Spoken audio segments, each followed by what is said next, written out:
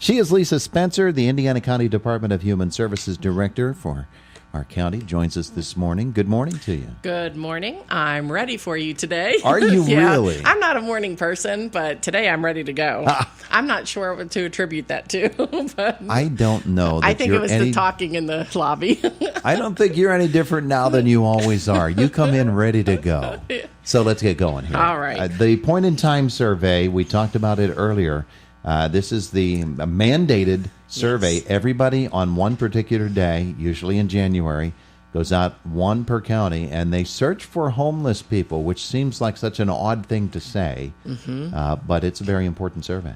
It is very important, and this is a national-wide effort through HUD at the federal level. So Pennsylvania actually did their count on January 23rd, so all 67 counties are supposed to stick by that date. So what we tried to do this year, I was really excited about this because we needed to think about it again, because Sheriff Fyock and I can't say enough about him. He's just so supportive of everything that we do at Human Services. So he had gone out with me last year, and we were out for about 5.5 hours just driving around on tips of where people, told us they may be, but we couldn't come up with anybody. So this year, we thought, well, why don't we try to work and partner with someone that maybe we could have like a place for people to come. So what we did is we worked with the New Life Community Church out at Indiana Mall, and we had that quick little event from 4:30 to 6:30 on January 23rd, and we had 3 people walk in. Oh, good. We had 3 people walk in, and we had a community member stop by to tell us about a concern that she had about someone outside and living outside. And so I was really excited by that because it shows us that maybe we just have to keep reinventing and looking like how we look at this, because that was on the bus line, and that's, obviously good parking out at the mall. Yeah. So we had 3 people there. So I really have to thank Teresa Henderson. So she was helping us through. She was part of the New Life Community Church over there. And I really have to thank Michelle Fott at ICAP and Vicki Allen at ICAP, Maureen Pounds, my assistant director, and I was there, and Sheriff Fyock was there. So between all of us, we were able to talk to these 3 individuals, and they were willing to accept help through the housing programs. So it just felt really good to know that maybe we could, bridge that gap, because I know some people get very frustrated when they say, nobody helps me in housing, but there's no money to pay for people to stay in a hotel. There's just no money like that anymore. We can't do it. They require damage waivers. The agencies can't afford that when things get broken and they get charged. But that's why we try to put cots up at the shelter, like on really, really frigid nights. That's the alternative we have. We certainly don't want people staying in their cars or in abandoned buildings or anything. So we were very excited about just having that. That's a 300% increase. So we were very excited. And the New Life Community Church agreed to stay on and do this with us every year so that we have a place for people to come. And I love that. So that worked out pretty well. Then after, I think about 5:30, Sheriff Fyock and I had left, and we went driving around Indiana and on all the tips that we had received. So we started up in Penns Manor. I don't even know how we got there because it was so dark and it was really, really rainy that night. I don't know if you remember. It was really cold and rainy, and so I was just following him in my vehicle. So we started up somewhere in Penns Manor, and we had come down through Clymer.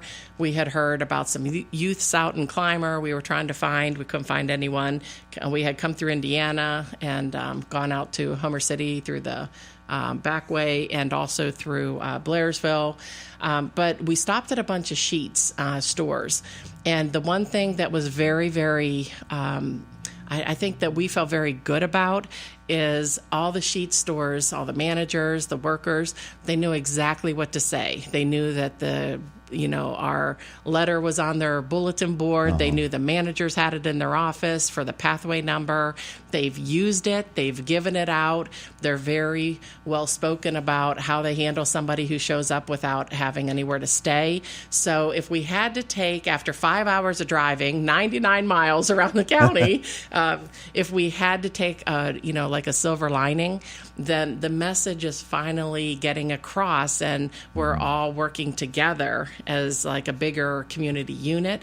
And the next day, I actually got a call from the Community Guidance Center, and it worked out perfectly. This is what we want. And they had somebody walk in over there that they said, hey, we think this person might be eligible for the count. And it happened to be somebody that we were already in touch with and we had known about. But that's really good. That's really good communication. And that's what we need, all the agencies to work together. So I think we're starting to make traction, and I'm very excited about that. Yeah. Well, you said when you were here before the survey that you know that there are people that are living in abandoned buildings. You know that there are people who are living in their cars. Yes. We know that there are people who are sacking out on a friend's couch, yes. Or things of that nature. They don't have homes, but it might sound like, oh, you're just going out and you're searching for people and we don't have any. We have homeless people. We do have homeless people. We just don't have homeless people that are out on the street next to, a fire in a barrel like Pittsburgh you might see under the bridges and things. We just don't have that type. But we did go through several graveyards this year because we were told that's where people, yes. And I'm not going to lie to you, I was a little bit afraid because it was so dark, but we did it. And, so those were the tips. Every tip we sent over 400 or 450 emails and surveys out to people. And from that information that we had received back, Sheriff Hayek and I went to all those places. So, then we had to go to St. Bernard's and to Oakland and out to Germany Lutheran Cemetery out near Bolivar. That took us a little while to find. But by then, it was almost like sleeting, too. So we had to be really careful out there. Well, you go to cemeteries nowadays at nighttime, with the solar decorations on all the graves, it's almost like a small city. It's all lit up at night. It was like, it's a little bit eerie, like at pitch dark at night though. But if people are sleeping out by the bushes or something, or up in the near the shrine at St. Bernard's, or in cars, that's what the messages we were getting. We were trying to find people that try to get them some help, and we had little packets for them: blankets, gloves, hats, scarves. We had the packets ready, but we didn't find anybody out while we were driving, but we felt much better knowing that like all the stores that were, that we market to every year are really getting the message out to people. But I have to give one more good shout out. Martin's in Indiana, the grocery store, Martin's, they gave us a $50 gift card to buy refreshments and food for that evening at the New Life Community Church, and we were really excited about that because not only were they able to come, they helped us with our survey. We were able to have them talk to ICAP and the housing programs. We were able to give them a nice meal, and I really, really want to thank Martin's for that. And Mike Young over there, he's the manager. She is Lisa Spencer, the Indiana County Department of Human Services. Just a couple of minutes left with you today, and you've got an event coming up, or the Children's Advisory Committee does. Yes, and of course this is our 16th annual Family Fun Fest, and I'm sure Kathy will be on in the next few weeks too. It is on Saturday, March 2nd at Indiana Mall from 10 to 3. The theme will be STEAM, so that is science, technology, engineering, arts, and mathematics, and the activities for children from ages 2 to 10. And we often have people ask us, why don't we move to a different location? And the reason is because, one, we have to have one where we could do it rain or shine.